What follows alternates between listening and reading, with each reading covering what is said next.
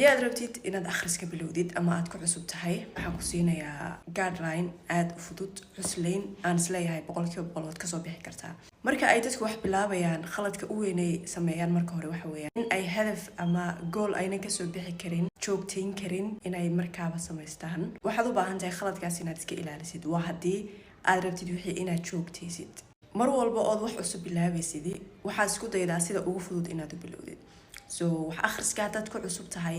ama aanad ku badnayn waxaad u baahan tahay inaad ka bilowdid meesha ugu hooseysa subax ka socdaad soo baxdo ilaa intay ka dhacayso waxaad isku daydaa hal page kaliya inaad akhrisid page-kaas oo kale waa okay haddaad 2 ka dhigan kartid 3 ka dhigan kartid laakiin meesha ugu hooseysa ka bilow meesha ugu hooseysa aad ka bilowdid joogtaysid waa hubaal 100% inaad inta in ka badan sii joogtayn kartid ilaa iyo inta ay maskaxdaadu kala qabsanayso tartiib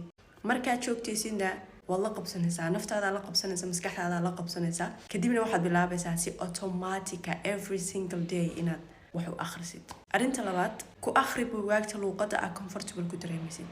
luqadda 100% aad fahmaysid okay arinta saddexaadna waxa weeyaan inaad akhrisid buugaagta aad xiiseynaysid maxaad xiiseynaysaa waa laga yaabaa shayga markaad ku cusub tahay inaanad garanayn waxa aad xiiseynaysid ma literature-ka xiiseynaya waxaan xiiseynaysaa self help books-ka waxaad xiiseynaysaa psychology-ga history-ga politics-ka biography-ga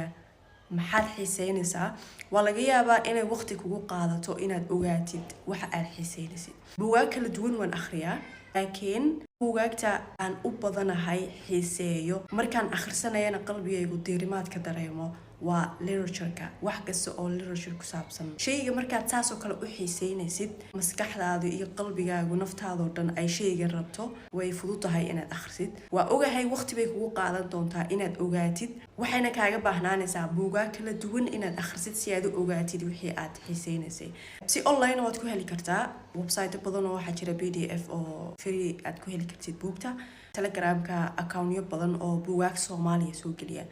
Somali Library, Somali Books. Account-nada waxa ka buuxa oo si maalinle ah loo soo geliyaa intaas oo buugaag af Soomaaliya. So waad akhrisan kartaa waa la soo degi kartaa. Arinta u dambeysay raba inaan ka hadlo marka aad wax akhriska bilowdo ama aad ku cusub tahay waxa laga yaabaa buugga markaad akhrisid inaad waxba fahmi weydid ama aad xasuusan weydid wixii aad akhrisay taasi waa caadi wixii waad bilowday way kugu cusub yihiin maskaxdaada way ku cusub yihiin laakiin markaad shayga ku celcelisid bil 2 bil 3 bil marba mar ka dambaysa waxa sii dareemi doontaa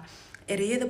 waraaqda ku qoran marba mar ka dambaysa adiga oo si fiican u sii fahmaya si fiican u dhuuxaya danna waxaad u sii gudbi doontaa inaad wax ka soo akhrisid aad maskaxdaada ma aragtay ku kaydisid isbedelka lagu sheegayo maskaxdeena ka bilowma marka aad wax akhris bilowdid waa markaas marka aad dareemi doontid isbedelka dhabta ah inay maskaxdaadu isbedeli doonto fikirkaagu saad u fikiri jirtay saad wax u arki jirtay waxyaabo badan oo aan ku sheegi karin baa maskaxdaada iska bedeli doona waxaad dareemi doontaa inaad noqonaysid qof koraya maskaxiyan ka koraya oo marmarka dambaysa majuur sii noqonaya ilaa iyo heer waxaad gaari doontaa hadalkaaga laga fahmo inaad tahay qof wax akhriya oo akhrista ah sababtoo ah hadalkaagu wuxuu noqon doonaa mid nuxur leh markaad hadlaysid qaladaadka ay dadku badan sameeyaan marka ay wax cusub bilaabaan waxa weeyaan natiijada inay markaaba arkaan natiijadu waqti bay ku timaadaa shayga markaad ku celcelisid waqtina siisid markaa kadib bay natiijadu timaadaa so welcome to the club waxa ku rajeynayaa akhris wanaagsan